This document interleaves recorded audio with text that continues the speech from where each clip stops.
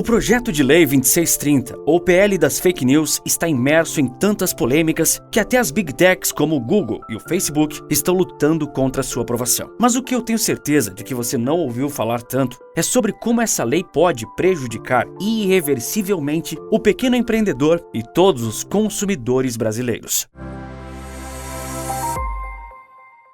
Acompanhando as notícias sobre o projeto de lei das fake news, pode ser que você pense que ele em nada te afetará, ou pelo menos não irá te prejudicar de nenhuma forma, ou porque você não utiliza muito suas redes sociais, por não acessar muitos canais do YouTube, ou por concordar com a política de regulação desse governo e acreditar que ele fará um bom trabalho na mediação do debate público na esfera digital. Contudo, o projeto que supostamente quer acabar com as fake news e o discurso de ódio não trata apenas disso. Pelo contrário, ele altera nosso acesso a novas tecnologias, a produtos importados e também o mercado do marketing digital completamente. A verdade é apenas a questão da censura, que é muito importante e, claro, é discutida sobre esse projeto de lei. Mas há muito além disso que também deve entrar em discussão. Além das notícias falsas e da propagação do discurso de ódio, conceitos que não são definidos no projeto, um dos pontos que ele trata é o jornalismo, a pedra fundamental no mundo movido a informações. O projeto de lei inclui a obrigatoriedade de remuneração feita pelo Google, Instagram, Facebook, Twitter ou TikTok aos sites informativos pelo uso de conteúdo jornalístico. O que seria esse conteúdo também não é descrito. O texto carece ainda de maior clareza em vários outros pontos, pois da forma como está redigido, abre margem para variadas interpretações. Um deles é a obrigação das plataformas digitais de remunerar qualquer site que alegue produzir conteúdo jornalístico. E quem garante que as páginas que se denominam informativas não publicam notícias falsas também?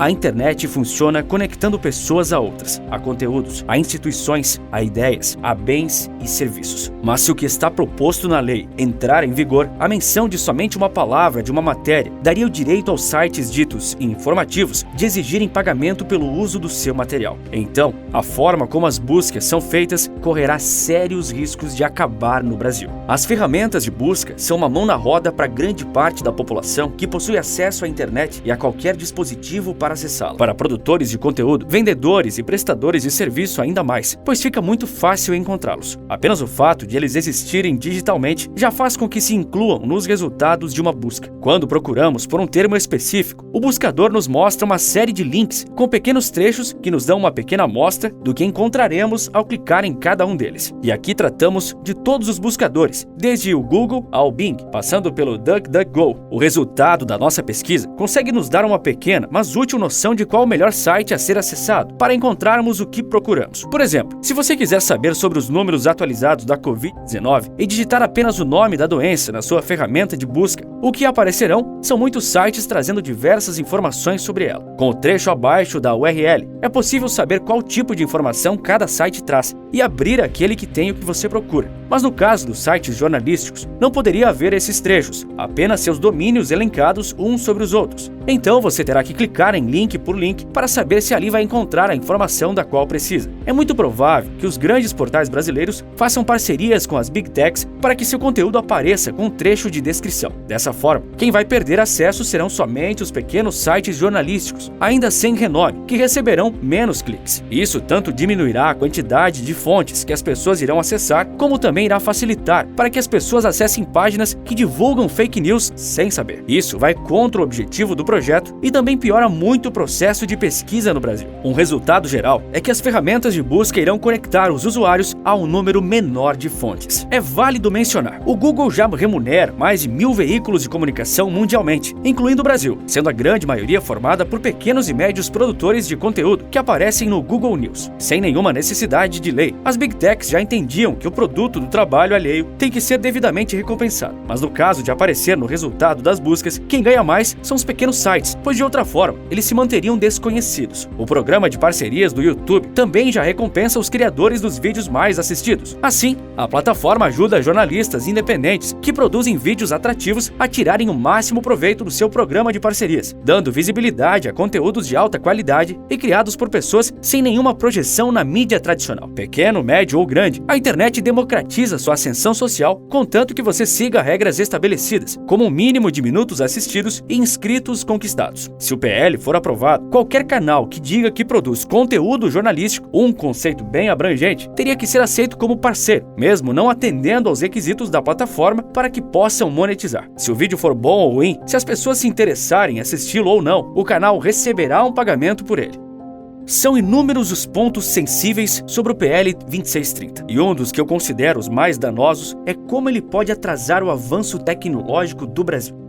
Primeiro, o projeto de lei das fake news deixaria as ferramentas de busca mais suscetíveis a fraudes, quando exige a divulgação de informações sobre como funcionam seus algoritmos, métodos de impulsionamento e checagem de violações. Isso seria como dar um guia completo a pessoas mal intencionadas de como burlar seus sistemas de proteção para cometer qualquer tipo de crime, inclusive propagar fake news ou discursos de ódio. É como deixar a chave de casa do lado de fora da porta. Agora pensa aqui comigo, qual grande plataforma divulgará essas estratégias? Quantos bilhões não se perderia com isso? Você consegue imaginar Google, Instagram, Twitter ou TikTok aceitando as imposições do governo brasileiro, mesmo ao custo de um imenso prejuízo no mundo todo? Eu também não. E o que impede essas grandes corporações de sair do Brasil ao invés de entregar o ouro? Pois é, nada impede. E sem as empresas que produzem tecnologia de ponta, mas não se sujeitarão a divulgar seus planejamentos estratégicos, o Brasil ficará isolado do mundo tecnologicamente. Não só das grandes corporações, como de todo e qualquer negócio ou startup que atuar aqui. Será exigida essa divulgação e um endereço fiscal nacional. O Brasil se tornará um país arcaico, andando séculos para trás. Com uma legislação dessas, seria impossível, por exemplo, que viessem para cá a Uber, Airbnb ou a Dropbox, por exemplo, mesmo quando ainda não eram grandes companhias como são hoje. O brasileiro não teria como acessar os produtos e serviços inovadores de nenhum lugar do mundo. Como se não bastasse, o PL 2630 exige mais uma série de outras obrigações que as empresas deverão seguir caso tenham uma representação fiscal em terras tupiniquins. O velho custo Brasil, agora com toques de modernidade cubana. Se para vender produtos ou serviços por aqui, a empresa deverá ter residência fiscal brasileira, as compras internacionais que nós fazemos pela Amazon ou pelo Mercado Livre só serão possíveis mediante o pagamento da tarifa de importação e impostos. E isso já começou. Sem saber se ou quando o PL das fake news entrará em vigor, essas empresas já passaram a cobrar separadamente os custos de importação e ICMS de seus consumidores. O marketing digital, que já é feito por mais de 94% das empresas brasileiras, será diretamente impactado caso o PL 2630 passe no Congresso Nacional. Um subsetor do marketing/vendas que irá desaparecer com a aprovação do projeto é o chamado serviço de mensageria direta, que usa o WhatsApp como meio de venda e suporte para clientes. O brasileiro gostou bastante de comprar conversando diretamente com a marca por meio desse aplicativo. Isso humaniza a experiência. Segundo dados de um estudo da Panorama Mobile Time, 75% dos clientes compram mais de empresas com as quais conseguem se comunicar por texto. O Direct, funcionalidade de troca de mensagens do Instagram, é também uma opção de 66% das pessoas na comunicação com marcas. Atualmente, 40% dos anunciantes da Meta usam anúncios que, com um clique, levam o consumidor direto da página inicial do Instagram para o Direct ou para o WhatsApp. Isso facilita muito na descoberta de novas e pequenas empresas. Por mensagem, existe uma chance de aumentar a conversão de vendas em até 7 vezes. Mais venda, mais receita. Mas esse tipo de serviço será proibido.